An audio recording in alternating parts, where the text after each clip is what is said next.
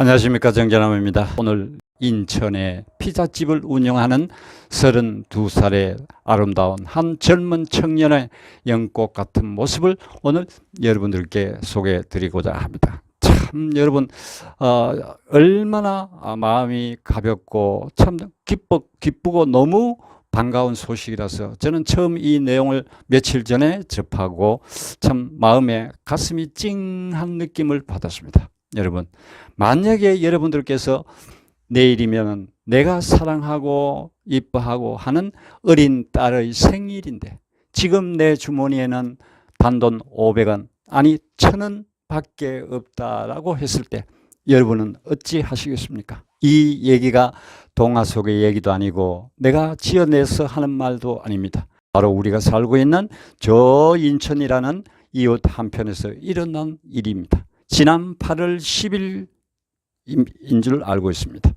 인천에 살고 있는 7살 된 어린 딸과 30대의 홀로 아빠 혼자 이 7살 된 딸과 함께 사는 젊은 아빠와 또 그 동네에서 피자 치킨 가게를 운영하는 젊은 청년 대표의 이 세 사람 얘기를 가지고 오늘 여러분들에게 한번 마음에 가슴을 한번 적셔 드릴까 합니다.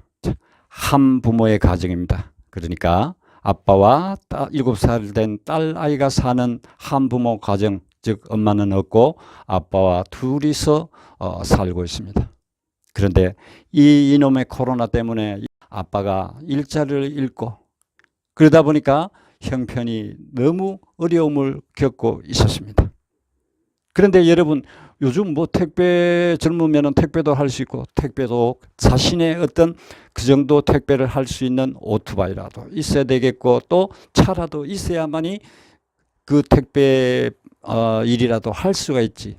제가 이 내용을 보고 이분은 아마 집도 아마 월세에 살 것 같고 그러니까 자전거는 몰라도 오토바이는 꿈에도 생각하지 못할 그러한 7살 된 젊은 아빠라고 생각을 합니다.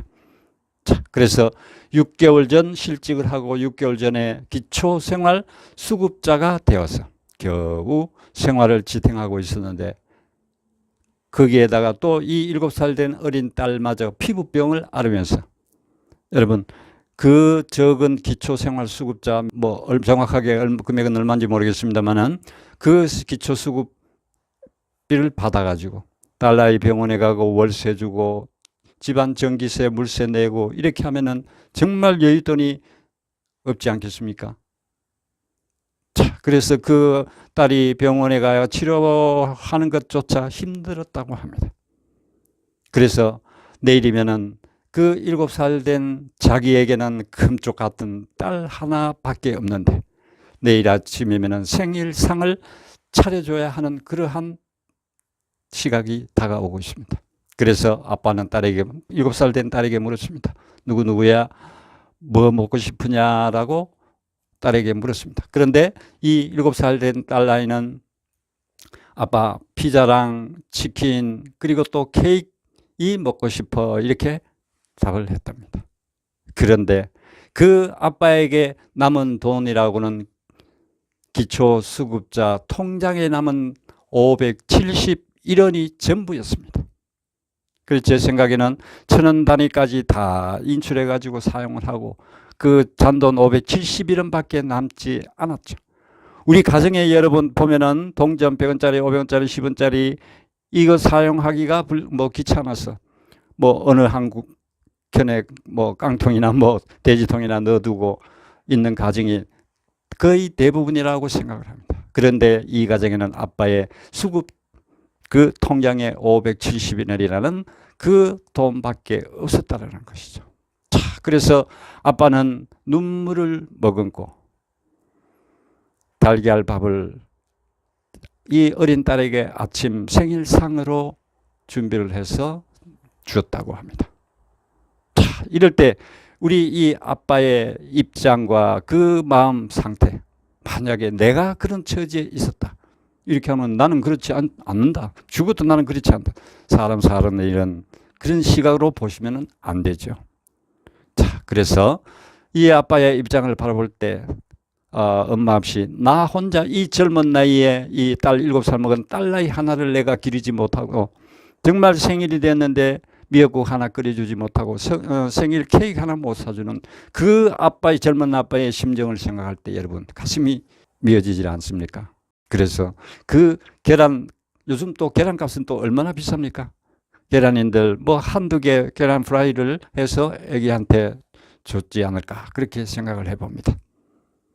그래서 계란 그 아침상을 차려주고는 아빠가 용기를 내서 이전에 제가 말씀드리고자 하는 이 치킨집에 2번 그 피자를 시켜 먹은 적이 있었다라고 합니다. 이 얘기는 그 피자집 젊은 청년 대표가 얘기를 해줬습니다. 그래서 그 집에 전화를 했습니다. 연락을 해가지고 자기가 사정을 얘기를 했죠. 자, 나는 7살 딸 나이를 가진 사실 내 형편이 애기 엄마도 없고 나 혼자서 딸 둘이가 사는데 20일 날 내가 기초수급액을 수령하는 날이다. 그날 갖다 드릴 테니 꼭 갖다 드릴 테니 어떻게 피자 한 판 보내주시면 안 될까요? 이렇게 전화를 했었습니다. 자, 그 전화를 했는 그 젊은 아빠의 심정은 어떠했겠습니까? 그래서 그 다음 얘기는 생략이 되어 있습니다. 자, 그런데 조금 있다가 그 집을 찾아온 피자 배달판을 들고 온 사람이 있었습니다. 그래서 보니까 바로 내 아빠가 전화했던 그 동네 피자집 사람이었습니다. 자, 그래서 포장지에는 예쁘게 포장을 해가지고 거기에다가 또박또박 알바생이 글씨를 썼답니다. 대표는 일을 해야 되니까 바빠서 알바생 보고 요렇게 쓰라고 해서 또박또박 편지 글을 써가지고 부담 갖지 마시고 따님이 또 피자를 먹고 싶다고 하면 연락 주세요. 이렇게 해서 편지를 써서 함께 고기 피자판 위에 이렇게 써서 보냈다고 합니다. 자, 거기도 또 덧붙여서 항상 건강하시고 어려운 시기에 힘냈으면 합니다. 그리고 전표 계산서에는 결제 완료라는 그 영수증까지. 그러니까 그 애기 아빠가 받아봤을 때, 그러니까 계속 피자 받아서 고맙기는 고맙는데 계속 그 돈을 생각하고 있을 거 아닙니까? 그렇죠? 그냥 있으면. 그래서 거기에다가 결제 영수증까지 탁 붙여가지고 결제 완료라는 그거까지 붙여서 그렇게 배달을 해줬다고 합니다. 자, 그런데 이 피자집이 바로 어디냐? 인천시 남동구 만수동 피자나라 치킨공주 9월 만수점 대표 황진성 이라는 32살의 젊은 청년 자영업자입니다.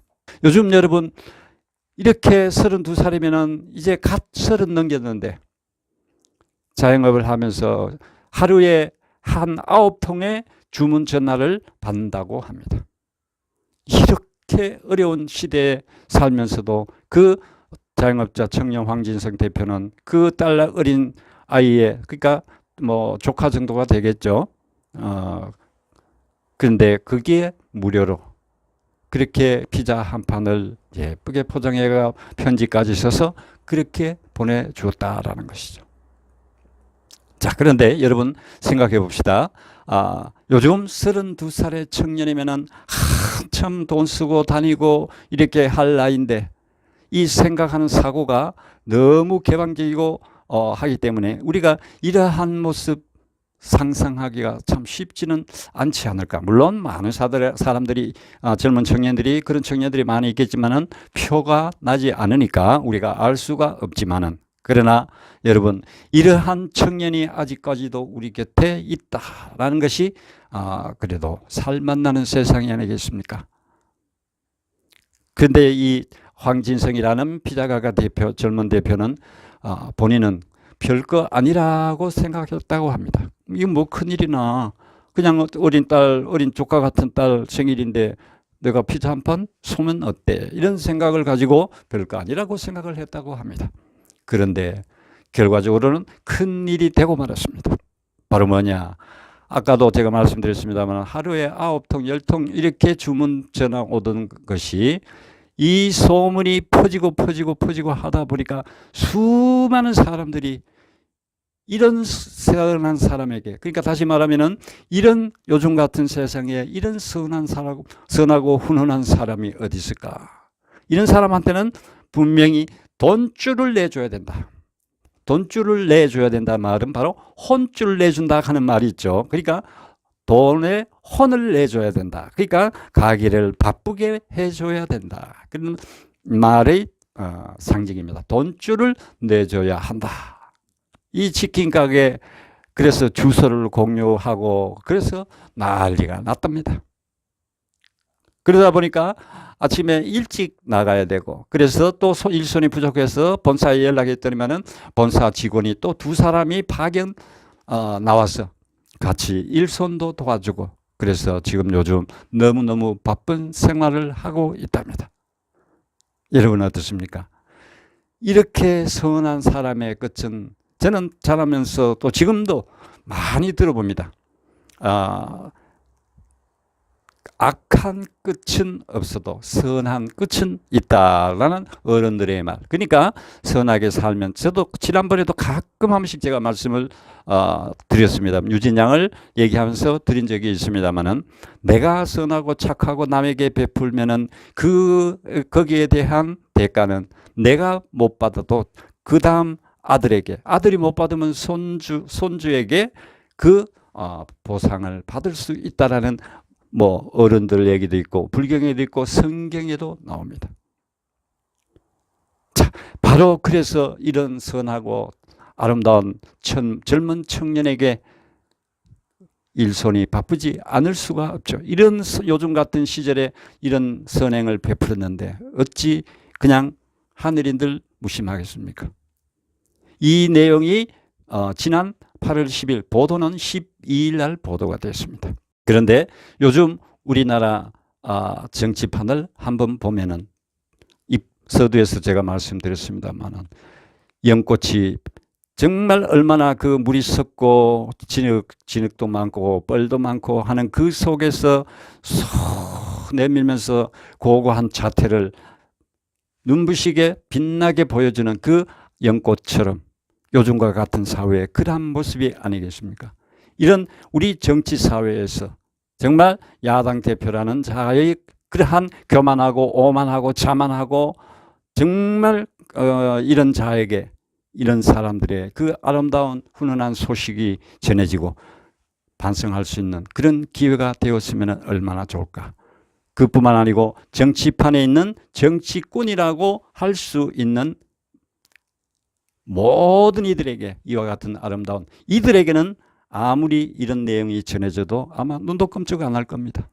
우리가 어떤 정책을 펴서 이들을 우리가 좀 잘 살 수 있도록 해줘야 될까 이런 생각하지 않습니다. 지금 코로나로 인한 보상피해 보상금 뭐 전 국민에게 25% 70 얘기하죠. 상위 뭐 30% 정도까지 25만 원 그거 필요하겠습니까? 그런 돈을 차라리 이런 정말 입에 있어도 말 못하는 이러한 사람들에게 정말 달러이 하나 이런 생일날 케이크 하나 사주지 못하는 이런 가정들을 상담을 하고 그래서 이런 내용을 파악하고 그래서 생일날 한번 케이크라도 하나 보내주는 이러한 모습들 이거는 저 밑에 지자체에서도 얼마든지 할 수 있는 일이 아니겠습니까?